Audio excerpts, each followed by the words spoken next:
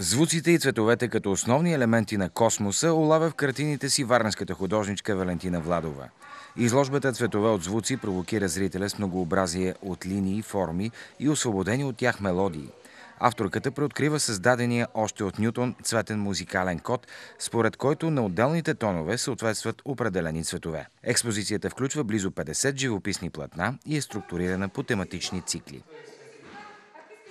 Цветът е клавиш, окото е чукче, а ръката всъщност целенасочено превежда душата в трептене. Това е мисъл на Кандински, това е неговата теория всъщност за съответствието, теория, която вече от преди 100 години. Тръгвайки от музиката в цвета, аз създадах всичко това, защото усещането ми за цвят идва точно от това да чуваш цветове и да виждаш звуци. И цветята в нашата градина пораждаха тези усещания в мен.